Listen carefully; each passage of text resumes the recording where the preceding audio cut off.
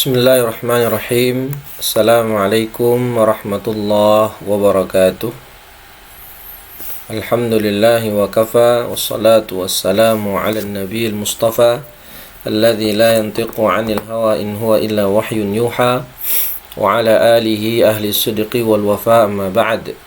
Fa as'alullaha ta'ala an yamunna lana bi'ilmin nafi'i wal amali salih, wa an yufaqqihana fid din, wa an yaftaha lana futuhal arifin, wa an yarzuqna al-ikhlasa fil aqwali wal a'mal. Allahumma amin. Para ikhwah sekalian, azan ya Allah wa iyyakum, para penuntut ilmu, pengkaji fikih mazhab Syafi'i yang Allah muliakan. Pada kesempatan kali ini kita kembali melanjutkan kajian kita membahas kitab Idah Al-Qawaid Al-Fiqhiyah karya Al-Allamah Syekh Abdullah bin Sa'id Al-Lahji rahimahullahu ta'ala. Salawat dan salam senantiasa tercurahkan kepada Nabi kita Muhammad sallallahu alaihi wasallam beserta keluarga beliau, sahabat dan orang-orang yang mengikuti sunnah-sunnahnya hingga akhir zaman. Amin amin ya rabbal alamin. Ikhwah sekalian, azanillah wa iyyakum, pembahasan kita masih dalam membahas kaidah al-umuru bimaqasidiha, dan kita masuk ke pembahasan tanbih. Ya, pembahasan tanbih yang mana ini masih terkait dengan poin fungsi niat sebagai tamyiz. Ya, fungsi niat sebagai tamyiz atau maksudun niyah sebagai tamyiz. Dan sudah kita bahas madza yatarattabu 'ala tamyiz. Yang poin terakhir ketiga adalah ishtiratu at-ta'arrudu lil fardiyah. Disyaratkan untuk menyebutkan kata-kata fardiyah dalam niat ibadah, seperti niat salat fardu itu harus mencantumkan, menyebutkan kata-kata fardu. Ya, karena dalam salat itu ada salatnya sifatnya fardu, ada salat yang sifatnya sunnah. Sebagaimana kemarin kita sebutkan usolli az-zuhra fardan atau usolli fardadz zuhri. Kemudian di sini ada tanbih, ada catatan dari beliau muallif rahimahullah. Hal tajuzul istinabatu fin niyyah? Qala Ibnu al-Qas wa ghairuhu la yajuzu tawkilu fin niyyah illa fi maqtaranat bi fi'lin katafriqati zakatin wa dhabhi udhiyatin wa saumin 'anil mayyit wa hajj. Apakah boleh niat itu diwakilkan sama orang lain? Jadi niat itu kita taukil. Niatnya saya wakilkan niat saya kepada orang lain. Nah, itu permasalahan di sini. Apakah boleh niatnya itu kita wakilkan kepada orang lain? Jadi niat yang harusnya kita yang mengucapkan dalam hati, itu kita wakilkan pengucapan niatnya kepada orang lain. Nah, apakah ini boleh? Pendapat Ibnu al-Qas dan yang lainnya itu mengatakan tidak boleh mewakilkan niat kecuali jika berbarengan dengan perbuatannya. Artinya jika diwakilkannya cuma niat saja itu nggak boleh, tapi mesti niat plus sekalian sama perbuatannya. Seperti tafriqatuz zakah, pembagian zakat. Jadi misalnya saya muzaki, saya kalau mau meniatkan zakat saya dibayarkan sama orang lain, saya misalnya minta tolong sama si B untuk mendistribusikan zakat saya, maka saya niatkan zakat plus niatkan perbuatan pembagian zakatnya itu diwakilkan sama orang lain. Jadi menurut Ibnu al-Qas itu nggak cukup niatnya saya diwakilkan, tapi yang berbuat saya. Ya, jadi hanya mewakilkan niat saja, tapi perbuatannya tetap saya yang melakukan. Ya, saya yang tetap melakukan pembagian zakat, itu tidak sah. Jadi kalau mau mewakilkan satu paket, niat plus perbuatannya. Begitu juga dengan menyembelih kurban. Jadi saya berniat untuk berkurban plus saya berniat untuk penyembelihannya diwakilkan sama orang lain, niatnya diwakilkan, perbuatannya pun diwakilkan. Begitu pula dengan puasa terhadap mayit yang masih punya utang puasa, dan juga haji. Jadi diwakilkan plus satu paket dengan perbuatannya. Sedangkan kalau perbuatan niat saja, kalau niat saja yang diwakilkan, sedangkan perbuatannya tetap al-muwakkil yang melakukan, ini tidak sah.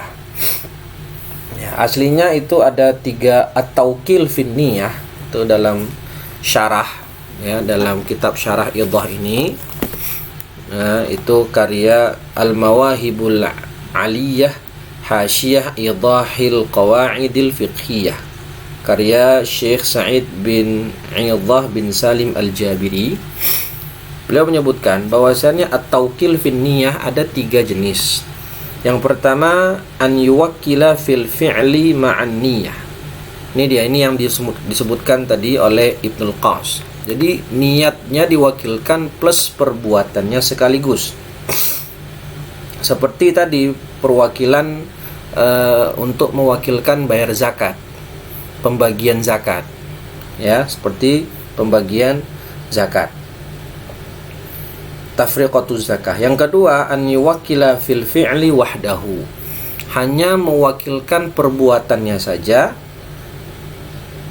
tapi niatnya tetap si muwakil. Saya muwakil, si B wakil. Jadi saya hanya meniatkan mewakilkan perbuatannya saja, tapi niatnya tetap saya. Saya yang berniat, yang melakukan perbuatan yang saya niatkan itu wakil, si B. Contohnya apa? Seperti penyembelihan hewan kurban. Saya ketika membeli hewan kurban, saya serahkan ke DKM masjid.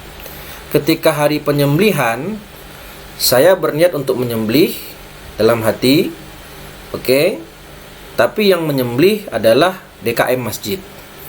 Nah, ini at-tawqil fil fi'l faqat. Perbuatannya saya wakilkan, tapi niatnya tetap saya yang berniat. Yang ketiga, an yuwakkil fin niyati wahdaha dunal fi'il, ya, dunal fi'il, ka'an wakkala ghairahu an yanwiya anhu wa dhabahahu. Nah, ini kebalikannya. Kebalikan dari yang nomor 2. Yang saya wakilkan adalah perbuatannya. Yang saya wakilkan adalah niatnya, tapi perbuatannya tetap muwakil yang melakukan. Jadi yang nyembelih saya sebagai muwakil, sedangkan niatnya saya wakilkan kepada orang lain yang meniatkan. Kalau yang kedua tadi, saya yang berniat, yang melakukan perbuatan adalah wakil saya. Yang ketiga adalah saya yang melakukan perbuatan, tapi niatnya saya wakilkan kepada orang lain. Nah, jadi ada 3 model, ya, at-tawqil fin niyah. At-tawqil an yuwakkila fil fi'il ma'an niyah, barengan, niat sama fi'ilnya berbarengan. Yang kedua, hanya fi'il saja yang diwakilkan, dan yang ketiga hanya niat saja yang diwakilkan. Nah, mana yang boleh di antara 3 itu? Menurut Ibnul Qaus, yang boleh hanyalah yang pertama. Jadi kalau mau mewakilkan harus satu paket fi'il sama niatnya. Ya. Kemudian disebutkan di sini wa tabi'ahu 'ala dhahirihi as-Suyuti fil asbah wan nadhair, dalam kitab beliau yang terkenal. Dan pendapat Ibnul Qaus ini diikuti oleh as-Suyuti dalam al-asbah wan nadhair. Lakinnal murajjah kama fit tuhfah, tapi ini pendapat yang berbeda dari pendapat yang pertama tadi. Yang dikuatkan dalam kitab Tuhfatul Muhtaj karya Ibnu Hajar Al-Haytami fi babil wakalah, dalam bab wakalah, sihhatut tawqil fin niyati faqat. Jadi tidak harus fi'il sama niatnya, tidak harus satu paket, satu saja boleh. At-tawqil fin niyah saja, ya, itu diperbolehkan, ya, at-tawqil fin niyah saja itu diperbolehkan, ya, tidak harus dua-duanya, ya, tidak harus dua-duanya, cukup satu saja, at-tawqil fin niyah saja itu sudah diperbolehkan. Apalagi kalau dua-duanya niat sama fiilnya diwakalahkan atau ditawqilkan. Qala wa qawlu ba'dihim la yasihu an yuwakkila fiha akhar mardudun intaha naqalahu syarih. Jadi dalam kitab At-Tuhfah itu disebutkan pendapat sebagian ulama Syafi'iyah yang mengatakan tidak boleh taukil dalam niat saja, itu pernyataan yang tertolak, mardud. Ya, yang benar adalah dibolehkan. At-taukil fin niyah faqat itu diperbolehkan menurut Ibnu Hajar Al-Haytami dalam kitab At-Tuhfah, dan inilah yang beliau kuatkan. Nah, jadi ada dua pendapat ya. Pendapat pertama mengatakan harus niat plus fi'ilnya baru boleh taukil. Sedangkan kalau taukil fin niyah saja itu tidak diperbolehkan menurut pendapat yang pertama. Sedangkan pendapat yang kedua, yaitu pendapatnya Ibnu Hajar Al-Haytami dalam Tuhfatul Muhtajnya, ya, itu mengatakan jangankan dua-duanya, satu saja, an-niyatu fil at-taukil fin niyah saja sah, boleh. Ya, tidak harus dua-duanya. Ya, jadi ada dua pendapat. Sedangkan pendapat ulama, sebagian ulama Syafi'iyah yang mengatakan harus dua-duanya, nggak boleh salah satunya, nggak boleh hanya niat saja, itu tertolak. Aywa. Kemudian yang D, al-amr rabi', ay ma yatarattabu 'ala tamyiz. Ini masih berkaitan dengan maksudun niyah. Ya, dan niat itu kan sudah ada 7 pembahasan kita bahas ya pertemuan sebelumnya. Haqiqatun, hukmun, mahallun wa zaman, kaifiyatun, syartun wa maksudun hasan. Di antara salah satu maksud atau tujuan dari niat adalah at-tamyiz bainal ibadah wal 'adah, dan at-tamyiz baina maratibil ibadah, membedakan antara mana yang ibadah, mana yang bukan ibadah, dan membedakan level-level ibadah. Ada yang ibadah wajib, ada yang ibadah sunnah, dan seterusnya. Nah, apa poin keempat yang berkaitan atau yang berkaitan dampak dari tamyiz dalam niat? Al-ikhlasu fil munwa, ikhlas dalam hal yang diniatkan. Bagaimana surahnya?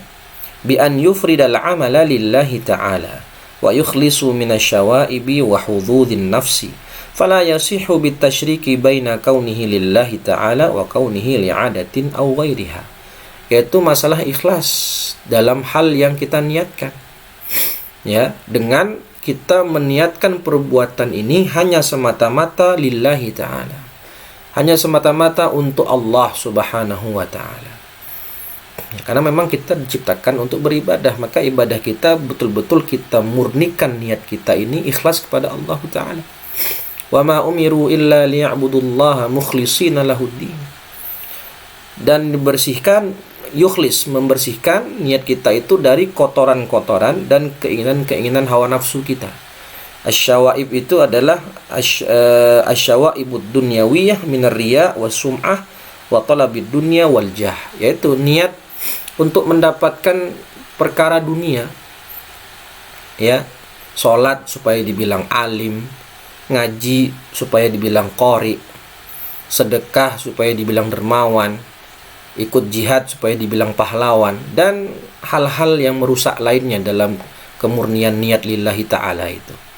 Maka di sini disebutkan fala yasihu bitasyriki baina kaunihi lillah wa kaunihi li'adatin aw ghairiha. Maka tidak sah ya ibadah, ya tidak sah niat, ya tidak sah mencampurkan antara niat lillah dengan yang lain. Ya, tidak boleh dicampur, harus murni karena Allah saja. Tidak boleh mencampurkan niat antara lillahi ta'ala dengan adah atau dengan yang lain. Ya, di sini tidak sah, di sini bukan berarti ibadahnya nggak sah ya. Karena nanti ada penjelasan berikutnya bahwasannya kalau seseorang berniat ibadah plus adah itu terhitung tetap sah meskipun pahalanya itu diperselisihkan oleh para ulama. Ya, apakah dapat pahala atau tidak, tapi secara sah-sah. Cuma dapat pahala nggak? Nah gitu. Alias ibadahnya diterima Allah apa enggak? Ya, kan kita sudah tahu bahwasannya dua syarat diterimanya sebuah ibadah, sebuah amalan adalah satu, ikhlas kepada Allah, yang kedua ittiba. Nah, jadi di sini maksudnya mungkin wallahu taala alam, ya ibadahnya itu tidak diterima oleh Allah Subhanahu wa taala karena niatnya itu tidak murni kepada Allah, bercampur dengan yang lain. Ya, bercampur dengan niat duniawi, ya. Seperti contohnya niat puasa plus niat untuk diet misalnya. Ya. Ini kan bercampur. Tapi secara sah nanti disebutkan sah. Cuman apakah dapat pahala? Ini yang dapat merusak kesempurnaan pahalanya. Jadi kita kalau beribadah ya betul-betul niat lillahi ta'ala agar ibadah kita diterima oleh Allah Subhanahu wa ta'ala dan mendapatkan pahala di sisinya. Kemudian disebutkan di sini waqala ba'dul mutaakhirin, pendapat sebagian mutaakhir Syafi'iyah seperti Syekh Yasin Al-Fadani, al-ikhlasu amrun zaidun 'ala niyah la yahsulu biduniha wa qad tahsulu bidunihi. Jadi ikhlas itu menurut sebagian ulama mutaakhirin Syafi'iyah, ikhlas itu adalah perkara yang di atas niat, amrun zaid 'ala niyah. Jadi yang namanya niat sendiri, sedangkan ikhlas adalah niat plus. Gitu. Niat plus amrun zaidun 'ala niyah. Kenapa? La yahsulul ikhlas biduniha. Ikhlas itu tidak mungkin bisa dicapai tanpa niat. Ya, ikhlas tidak bisa didapatkan kecuali dengan niat. Tapi sebaliknya, bisa saja niat tapi nggak ikhlas. Bisa saja. Ya, enggak? Ketika kita niat misalnya dalam hati usolli fardhu dhuhri lillahi ta'ala atau usolli fardhu dhuhri Allahu akbar, niat untuk sholat ketika takbiratul ihram. Tapi niatnya tercukupi, niatnya sah karena tercukupi qasdul fi'li wat ta'yin wal fardiyah. Shalli fardhu dhuhri Allahu akbar. Tapi apakah sudah ikhlas? Ya belum tentu. Jadi yang namanya ikhlas itu tidak mungkin terjadi kecuali dengan niat. Sedangkan yang namanya niat itu bisa saja tanpa ikhlas. Jadi la yahsulul ikhlas bidunin niyah wa qad tahsulun niyah bidunil ikhlas. Nah, gitu. Ya, jadi ikhlas itu lebih tinggi derajatnya daripada sekedar niat. Karena orang bisa saja berniat tapi tidak memiliki ikhlas. Tapi yang namanya ikhlas sudah pasti dia berniat. Wa nadhrul fuqaha qasirun 'ala niyah wa ahkamuha innama tajri 'alaiha. Dan fuqaha itu, fokusnya para fuqaha itu hanya melihat dari terbatas kepada niat saja, keabsahan niat. Karena nanti hukum-hukumnya itu terjadi dari keabsahan niat tersebut. Ya, hukum-hukumnya itu nanti dihukumi apakah niatnya sah, kemudian ibadahnya sah dan lain-lain. Itu dilihat dari niat, keabsahan niatnya.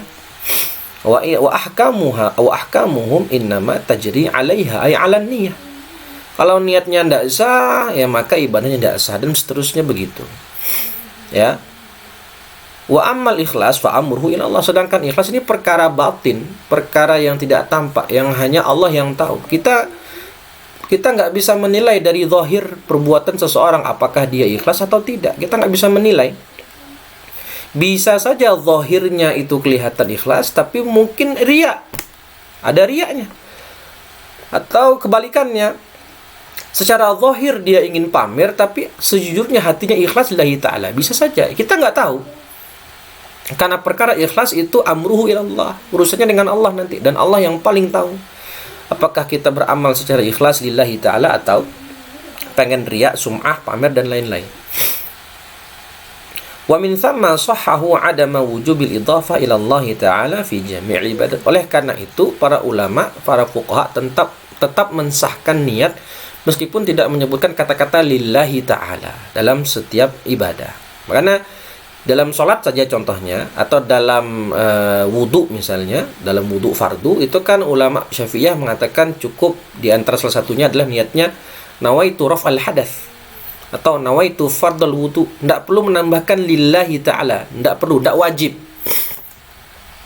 Tapi kalau mau ditambahkan boleh-boleh saja, afdol, tidak masalah. Tapi penyebutan lillahi ta'ala itu apakah disyaratkan dalam keabsahan niat? Enggak wajib. Begitu pula salat kan? Salat itu cuma 3 kalau salat fardu itu kan, yang paling tinggi fardu. Qasdul syai'i, qasdul fi'li, wat ta'yin wal fardiyah. Qasdul syai', qasdul fi'il itu usolli. At-ta'yin salatnya apa jenisnya? Zuhur kah, asar kah, maghrib kah? wal fardiyah. Sebutkan fardunya. Usalli fardal zuhri, usalli fardal asri, atau usalli zuhra fardan. Maka kata-kata lillahi ta'ala itu tidak perlu disebutkan sebagai syarat keabsahan niat, tapi sunnah disebutkan menurut ulama Syafi'iyah. Allahu a'lam. Nah, selanjutnya ini pembahasan yang cukup penting, yaitu masalah menggabungkan niat dalam satu ibadah. At-tasyriku fin niyah aqsamun. Pembahasan at-tasyrik dalam niat ada beberapa macam. Yang pertama, an yunwa ma'al ibadah ma laysa bi'ibadah faqad yubtiluha kama idza dzabaha al-udhiyata lillahi walis-sanam fandimamus sanam yujibu hurmatadz dzabihah wa qad la yubtiluha. Nah, jadi menggabungkan dua niat dalam satu ibadah bisa saja itu menggabungkan niat ibadah digabung dengan yang bukan ibadah. Dan ini bisa terjadi dua kemungkinan. Satu, bisa membatalkan ibadah itu sendiri. Yang satu lagi tidak membatalkan. Bagaimana yang membatalkan? Contohnya seperti dia menyembelih kurban, dua niatnya, lillahi ta'ala, dan juga untuk berhala. Ya, dia sembelihannya untuk Allah plus untuk berhala. Dia sembelihannya untuk Allah plus untuk penunggu pohon, untuk penunggu gunung, untuk penunggu laut. Digabung. Ya, digabung antara niat lillah dengan niat kesyirikan. Ya, dengan niat kesyirikan untuk penunggu pohon, penunggu gunung dan seterusnya. Maka menggabungkan niat untuk sembelihan kepada berhala ini, as-sanam, itu mengakibatkan sembelihannya haram. Jadi disebut bangkai, sembelihannya disebut bangkai dan haram untuk dimakan. Ya, karena di situ ada unsur kesyirikan. Ya, menyembelih untuk selain Allah, gitu. Ini bisa batal, ibadahnya batal. Ya. Dan juga bisa tidak batal menggabungkan niat ibadah dengan niat yang bukan ibadah, yaitu al-adah. Menggabungkan niat ibadah dengan adah. Nah, ini tidak membatalkan. Ada beberapa contoh, ada beberapa gambaran. Minha ma law nawal wudu'a wal ghusla wat tabarrud sahhal wudu'u wal ghuslu.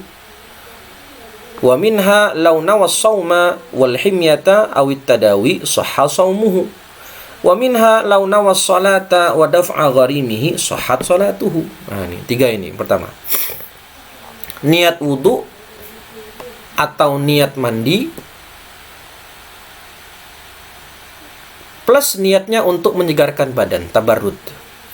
Niat ibadah wudu dan niat ibadah mandi besar atau mandi sunnah plus untuk tabarrud, menyegarkan badan atau tanzif, membersihkan badan. Maka ibadahnya, wudunya dan mandinya sah. Ya, begitu pula niat puasa plus niat diet, himyah itu diet. Atau niat puasa sekaligus niat berobat karena mungkin dia mau operasi misalnya. Jadi disuruh dokter berpuasa dulu selama 2 hari karena mau operasi besoknya 2 minggu lagi atau 3 hari lagi, disuruh puasa sama dokter. Maka dia sekalian berniat puasa lillahi ta'ala plus niat untuk at-tadawi tadi, persiapan untuk operasi. Atau niat lillahi ta'ala puasa, niat puasa ya, plus niatnya untuk diet, sah puasanya. Begitu pula dia niat sholat dan niat juga untuk menghindar dari orang yang menagih hutang, menghindari debt collector, atau untuk membuat debt collectornya pergi. Daf'u gharimihi, menghindari debt collector. Ketika dia sholat, dia niat untuk lillahi ta'ala, sholat, niat sholat, sholli fardadz zuhri, plus niatnya itu untuk menghindar dari debt collector, supaya debt kolektornya pergi atau rentenirnya pergi. Maka sholatnya sah. Jadi wudunya sah, mandinya sah, puasanya sah, sholatnya sah. Meskipun di situ digabungkan antara niat ibadah dengan niat yang bukan ibadah atau niat adah. Kenapa sah? Karena sejatinya, hakikatnya, niat wudu plus tabarrud, niat mandi plus tabarrud. Tabarrud ini meskipun nggak diniatkan itu otomatis akan tercapai. Orang mandi atau orang wudhu tanpa diniatkan tabarut sekalipun, dia akan mendapatkan tabarut itu sendiri. Dia akan otomatis seger gitu loh. Ya, tanpa dia niatkan sekalipun, dia mendapatkannya gitu loh. Tabarut itu akan dia dapatkan. Begitu pula puasa plus niat diet. Maka orang berpuasa tanpa perlu dia niat diet sekalipun, dia otomatis akan mendapatkan berat badannya berkurang. Ya, kalau memang dia puasa dalam artian puasa beneran yang benar gitu loh. Tidak hanya sekedar puasa untuk melampiaskan dendam. Nah, ada puasa itu kan mengurangi, ketika Ramadan itu kita dilatih untuk mengurangi makanan, mengurangi asupan makanan. Yang biasanya 3 kali jadi 2 kali, sahur plus berbuka ketika malam. Ya, jadi ketika habis tarawih baru makan misalnya. Ya, sedangkan berbukanya itu makan yang ringan-ringan aja, mencontoh sunnah Nabi, kurma, ya. Jadi tidak memindahkan makan malam, makan siang ke malam hari jadi 3 kali juga, enggak. Kalau orang puasanya beneran, betul-betul dia bukan balas dendam ketika berbuka itu, ya otomatis berat badannya akan berkurang. Jadi diet yang dia inginkan itu tanpa dia niatkan sekalipun, itu juga akan dia dapatkan.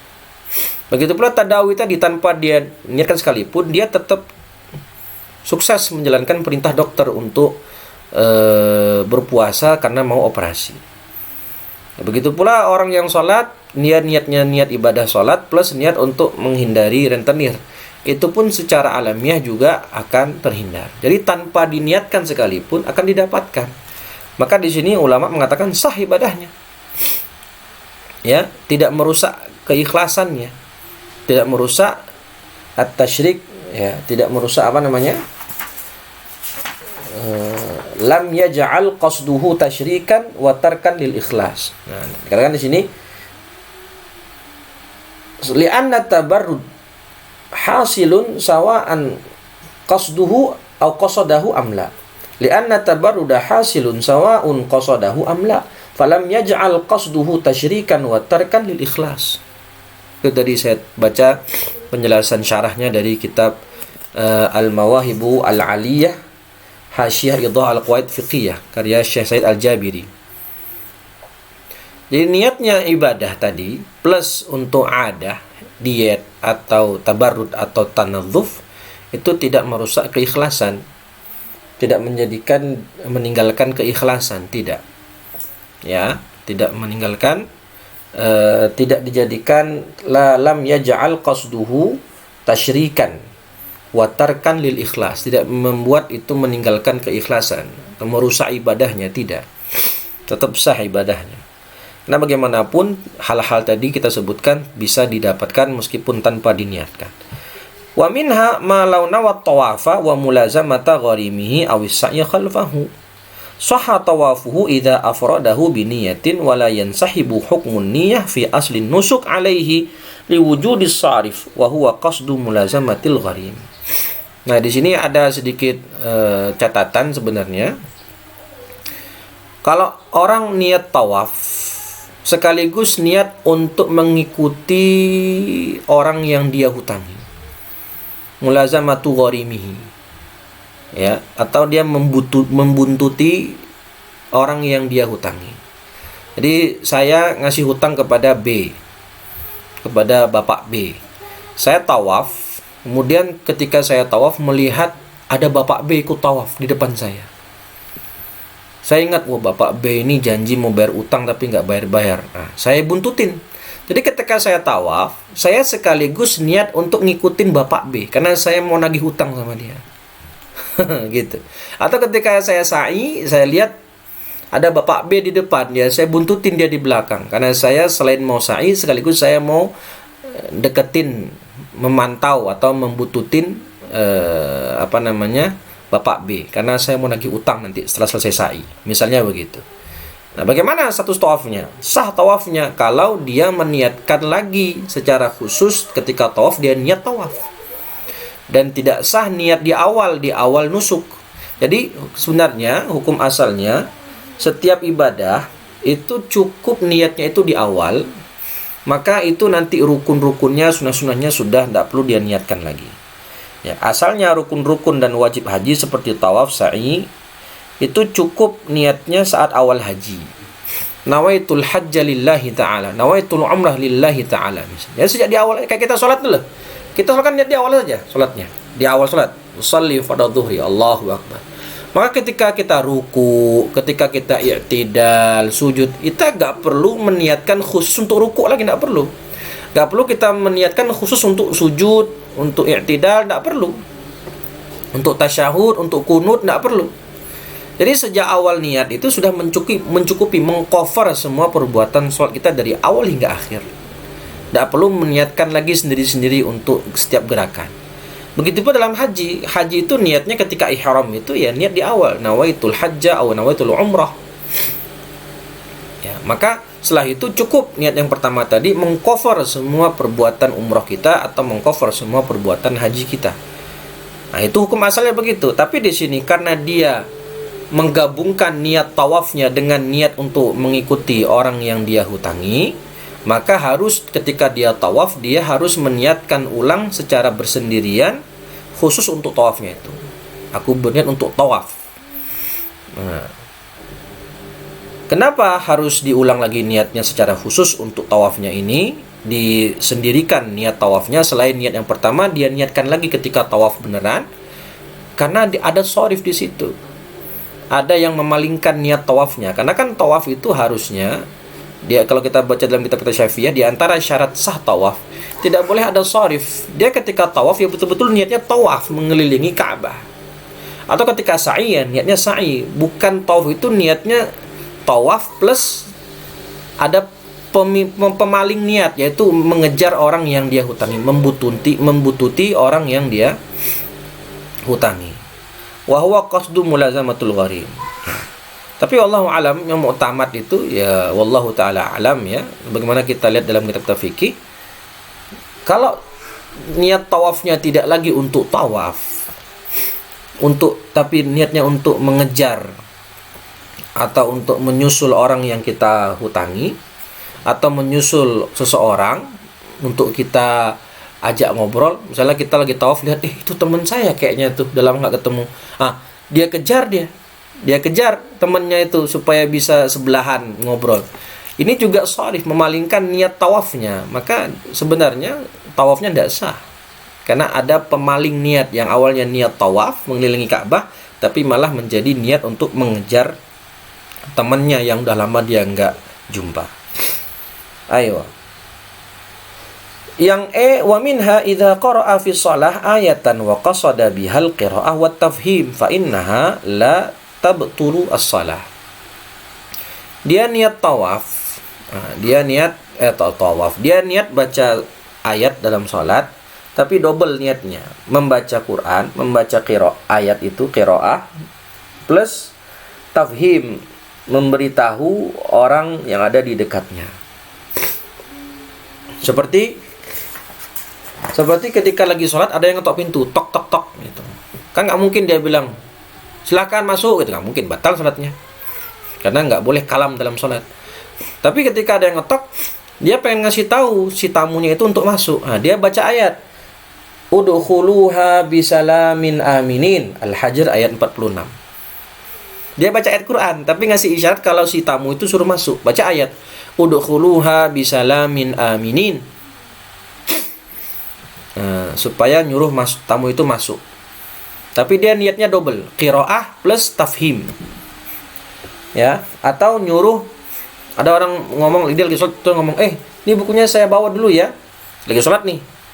Nah, untuk ngasih tahu kalau dia bilang boleh gitu, monggo, dia baca ayat. Ya Yahya khudil kitab biquwwah. Ngasih izin, ya ambil aja kitabnya, bawa aja gitu. Tapi dia lagi sholat. Supaya ngasih tahu kalau boleh ambil aja, ya dia baca ayat khudh ya Yahya khudhil kitaba biquwwah. Di sini dia membaca ayat harus double niatnya, qiraah dan tafhim. Kalau ingin mengasih tahu hal seperti itu. Jadi kalau dia niatnya tafhim saja, dia membaca ayat tadi diniatkan tafhim saja, ini bisa membatalkan sholat. Ini kasusnya sama seperti kalau kita mengingatkan imam subhanallah. Itu kalau qasdunya qasdu i'lan saja, qasdul i'lam faqat batalat shalah. Ya, harus ada qasdu dzikr wal i'lam. Ya, harus ada qasdu dzikr wal i'lam. Nah, di sini kalau dia membaca ayat untuk ngasih tahu supaya tamunya masuk, udkhuluha bisalamin aminin, dia harus diniatkan membaca ayat tadi, qiraah ayat, dan niatkan untuk tafhim. Ya, baru salatnya tidak batal. Wa minha ma hakahun Nawawi, kemudian contoh yang lain, apa yang dihikayatkan oleh Imam An-Nawawi rahimahullah dalam kitabnya Al-Majmu' dan Rawdatut Talibin, an jama'atin 'anil minal ashabi fi man qala lahu insan shalli adh-dhuhra wa laka dinar. Fa shalla bi hadhihi an-niyyah annahu tujzi'uhu salatuhu wa la yastahiqqu ad-dinar wa lam yahki An-Nawawi fiha khilafahu. Apa yang katakan Imam Nawawi dalam kitabnya Al-Majmu' dan Rawdatut Talibin tentang pernyataan sebagian sekelompok ulama Ashabus Syafi'i ketika seseorang mengatakan salat zuhur nanti kamu saya kasih 1 dinar. Salat zuhur nanti kamu saya kasih uang 100.000. Ya, maka orang ini salat dengan niat supaya mendapatkan uang 100.000. Maka salatnya sah apa enggak? Jadi dia salat diniatkan supaya bisa dapat uang 100.000. Tujzi'uhu salatuhu, sah salatnya. Ya. Apakah dapat janji uang tadi? La yastahiqqud dinar. Enggak dapat uang 100.000 itu. Kenapa? Karena ini seperti ju'alah. Ya, seperti ju'alah atau ijarah. Ya. Yang mana manfaatnya kembali kepada orang yang harusnya manfaatnya itu kembali kepada orang yang menjanjikan upah. Ya, kayak misalnya saya bilang ju'alah, siapa yang bisa membuatkan saya sumur maka saya akan kasih dia uang 10 juta. Nanti kalau sumur itu jadi, kan saya yang mendapat manfaat gara-gara sumur tadi. Siapa yang bisa menemukan buku saya kasih uang 200.000 rupiah. Ketika dapat buku saya, ini bukunya Pak, alhamdulillah, saya dapat manfaat. Artinya akad ju'alah tadi, yang mendapatkan manfaat dari akad ju'alah adalah saya, sehingga saya wajib memberikan hadiah yang saya janjikan. Lah kalau ini, sholat kamu, nanti saya kasih uang 100.000. Maka pahala sholatnya itu, atau manfaat sholatnya itu kan hanya buat dia, nggak buat saya. Padahal saya yang menjanjikan. Saya menjanjikan hadiah, maka hukumnya orang tadi sholatnya sah, tapi dia tidak berhak mendapatkan hadiah yang dijanjikan. Dan tidak ada khilaf di sini menurut Imam An-Nawawi. Allahu ta'ala a'lam. Tanbih ma sahahu ay ashabus Syafi'i, apa yang disahkan oleh ashabus Syafi'i minas sihhati fi hadhihi suwar huwa bin nisbati ilal ijza. Jadi yang disebutkan contoh-contoh barusan, ya, yaitu wudu, mandi plus tabarrut, puasa plus diet dan lain-lain itu, menurut ashabus Syafi'i itu sah niatnya, ya, alias ibadahnya sah. Hadza bin nisbati ilal ijza, yaitu sekedar sah, menggugurkan kewajiban, sukutul qada, menggugurkan kewajiban saja. Dari sisi menggugurkan kewajiban, ibadahnya sah, terhitung sah. Tadi sholatnya sah meskipun dia berharap dapat uang 100.000. Dia niat sholat dengan harapan bisa dapat uang 100.000, sholatnya sah. Puasanya sah meskipun dia niat puasa plus diet dan seterusnya. Apakah pahala dapat? Nah, wa ammat thawabu fasarha Ibnu Sabbagh bi'adami husulihi fi mas'alati tabarrud naqalahu fil khadim wala syakka anna mas'alata sholati wat tawaf aula bidzalik. Sedangkan pahala menurut Ibnu Sabbagh mengatakan dia enggak dapat, itu Sabbagh ya, bukan Sabba' pakai gha, Sabbagh. Maka Ibnu Sabbagh dengan sharih menjelaskan, mengatakan dia enggak dapat pahala. Jadi kalau dia niat wudu plus tabarrud, niat mandi plus tabarrud, enggak dapat pahala. Dan Imam Zarkashi, Nakhalahu Zarkashi itu menukil dalam kitabnya Al-Khadim. Ya, Al-Khadim ini kitab karangan Imam Az-Zarkashi, dan beliau menukilkan pendapatnya Ibnu Sabbagh ini. Enggak sah. Dan apalagi sholat, tawaf dan lain-lain. Sedangkan wudu dan mandi saja yang itu hanya wasilah dalam ibadah, tidak sah jika didobelkan niatnya dengan niat selain ibadah, apalagi ibadah yang sifatnya ghoyah. Salat itu kan ghoyah dari wudu, wasilahnya wudu, ghoyahnya salat. Ya, wasilahnya mandi, ghoyahnya salat. Ya, wasilahnya wudu, mandi, ghoyahnya tawaf. Sedangkan wasilahnya saja kalau digabungkan niatnya dengan selain ibadah itu bisa tidak dapat pahala, ada muthawab, lam yahsul ats-tsawab, apalagi ibadah yang menjadi tujuan, salat atau tawaf, ghoyah, ibadah ghoyah, tentu lebih tidak sah lagi. Ya, ini mafhum qiyas aulawi. Ya, qiyas aulawi au mafhum muwafaqahnya. Ya, mafhum muwafaqah. Nah, tapi sebenarnya ada 3 pendapat di sini. Sedangkan yang dituliskan di sini itu tidak mendapatkan pahala sama sekali kalau diniatkan ibadah digabung dengan niat selain ibadah. Ini juga pendapatnya Sultan Ulama Izzuddin bin Abdissalam, laisa lahu ajrun fihi mutlaqan, nggak dapat pahala sama sekali. Ya, baik niatnya itu levelnya 50-50 sama kuat atau berbeda. Jadi niat ibadahnya 70%, niat duniawinya 30%. Kata Imam Izzuddin bin Salam, nggak dapat pahala sama sekali. Tapi menurut pendapat yang kedua, ini Imam Ghazali mengatakan, kalau niat lillahi ta'alanya itu lebih unggul, misalnya niat ibadahnya itu 70%, sedangkan niat duniawinya, niat adahnya itu 30%, dapat pahala. Karena niat lillahi ta'alanya, niat ibadahnya lebih dominan. Kalau sebaliknya niat duniawinya itu lebih dominan daripada niat ibadahnya, maka nggak dapat pahala. Ini menurut Imam Al-Ghazali. Dan pendapat yang ketiga, ini pendapat Imam Ar-Ramli dan Khatib Asy-Syirbini, mengatakan dia tetap mendapatkan pahala bagaimanapun niatnya itu, meskipun bercampur antara niat ibadah dengan niat bukan ibadah.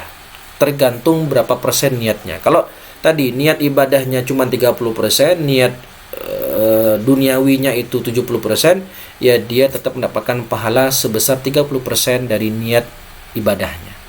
Begitu. Nah, jadi pendapat yang ketiga ini pendapat yang memudahkan, dalam artian bagaimanapun niatnya itu bercampur antara ibadah dengan yang bukan ibadah, dapat pahala seukuran niat ibadahnya. Kalau niat ibadahnya besar persentasenya, besar pula niat pahalanya. Kalau niat ibadahnya kecil persentasenya dalam hatinya, maka kecil pula pahala yang dia dapatkan. Tapi yang paling syadid di sini Izzuddin. Kalau niatnya sudah bercampur sama sekali, tidak murni ibadah lagi, maka tidak mendapatkan pahala sama sekali. Sebagaimana pendapat Ibnu Sabbagh, bi'adami husuli tsawab, ya, fi mas'alati at-tabarrud. Terakhir, masalah al-qismu tsani, pembahasan yang bagian yang kedua terkait masalah at-tasyrik fi niyah adalah an yunwa ma'al ibadatil mafruḍah ibadatun ukhra mandubah atau ibadatan ukhra mandubah. Dan kalau tadi menggabungkan niat antara ibadah dengan yang bukan ibadah, sekarang menggabungkan niat fardu dengan ibadah sunnah. Maka ada beberapa suwar di sini, ada beberapa gambaran. Yang pertama, ma la yaqtadil butlan wa yahsulani ma'an. Dua-duanya sah, fardunya sah, sunnahnya sah. Yang kedua, minha ma yahsulul fardu faqat wa yabtulu fin nafl. Fardunya yang sah, sedangkan sunnahnya tidak sah. Ma yahsulun naflu faqat wa yabtulu fil fard, yang sah sunnahnya, fardunya batal. Kebalikan dari yang kedua.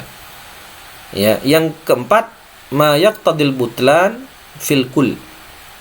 Ini dua-duanya enggak sah. Fardunya enggak sah, sunnahnya juga tidak sah.